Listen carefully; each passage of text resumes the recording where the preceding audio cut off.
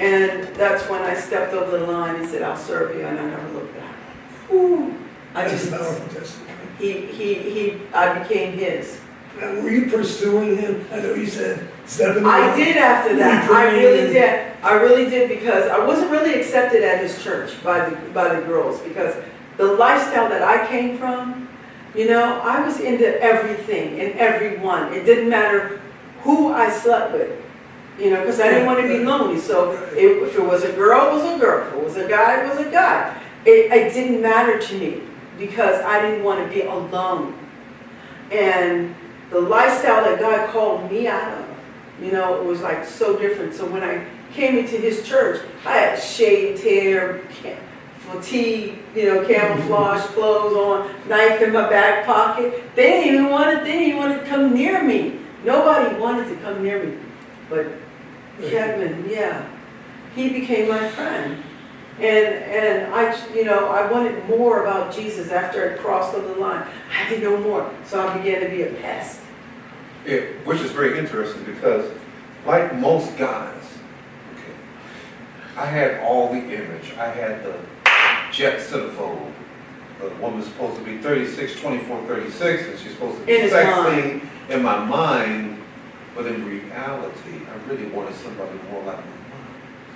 Somebody that was kind, somebody that feared God, somebody that was a friend. So I never saw Sultana in that way. But she was my sister, and I loved her. And after the episode at her house where she came to the rescue of her foster brothers, for the first time, I'm having to contend with the fact I'm feeling something for this young lady, but I don't really know what it is. So I just kind of pushed it away, you know. But we ended up doing so many things together. We ended up preaching together. We ended up singing together. Prayer walk. In fact, we were going to open an account for missions together just as friends, but we couldn't do it because we were not married, and it never dawned on us. So I was living in a fantasy world, but God said, this is the reality. This is the reality of my love, and not this other stuff. And not all the other stuff. And what's happening inside of you? When did you first realize, you know what? I'm looking at this brother differently. No, because I tell you what.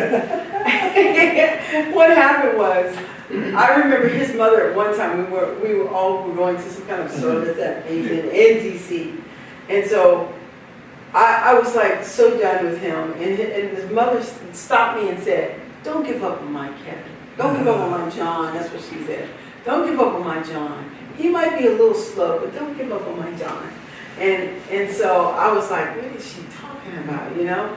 But I was like, he was so into Jesus and so into his time with God that he kind of he was rude and kind of arrogant and short. And I was like, I'm not going to call him anymore. I'm not going to call. You know, I said, God, don't yoke me with Kevin, because he is rude and he's this, and I just said, don't do it. Didn't I? Yeah, she sure did. And then I stopped calling him. He didn't like it. Yeah, so let's talk about that. Well, see, here's the thing about it. Mm-hmm. She probably was turning the corner before I was turning. I was trying to keep her in the place where she was because it was nice and safe. I was single, and I didn't really want to deal with romance unless it was fantasy romance. Would you say you were controlling? I would say that I was controlling because I wanted to keep my life nice and orderly the way I could handle it. And yet you're starting to feel feelings. Well, yeah, I'm starting to that you never felt feel. before. I'm feeling for her something past just a family member, but I can't describe it because there's no attraction according to the flesh. So I didn't know how to handle it. So I stopped calling you. So she stopped calling me and said, well, we're friends, so why are you backing away? I mean, what's all this about? I mean, you're my buddy. We do this together, we do that together. And when my wife is upset about something, she just doesn't say anything.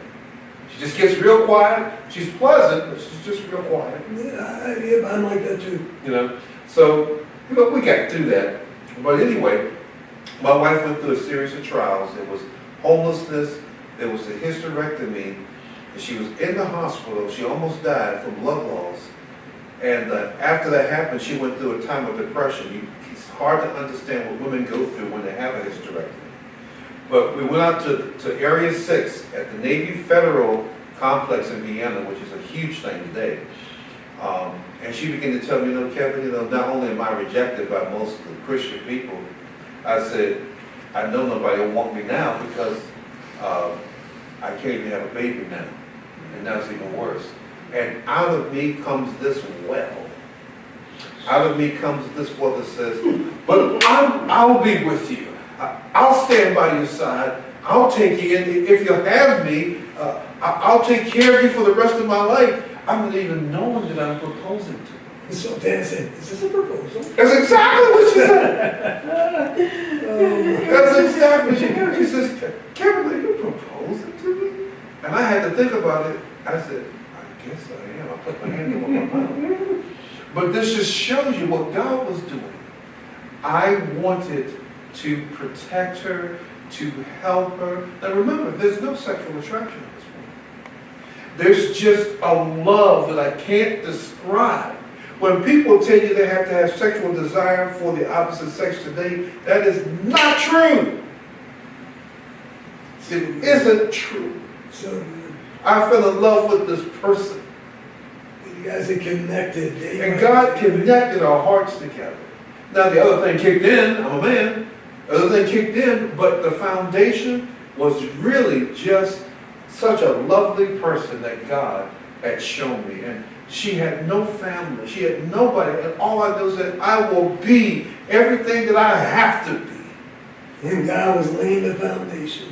You don't want to be doing that. Right? Yeah, and the funny thing is that on that day of the proposal, the proposal. He had this big old white van, right? Hippity van. What was it, a Dodge, whatever? It was a Dodge. Tell me you didn't have a peace sign in it. Listen, it had fur. It had fur. It had On the white dashboard. carpet, all on the ceiling, orange carpet, and when you shut the Shag door, it carpet, flew too. everywhere. It was like this, and we were sitting in the car, and he was saying these, but he kept comparing himself to other guys. I'm not like this person. I'm not like this guy, but I'll take care of you. Da, da, da. And I said, are you guys? And he was like, yeah, I guess I am. I said, well, then let's pray about it, and I'll see if I'll say yes. So we prayed about it, and then I said, okay, I'll marry you.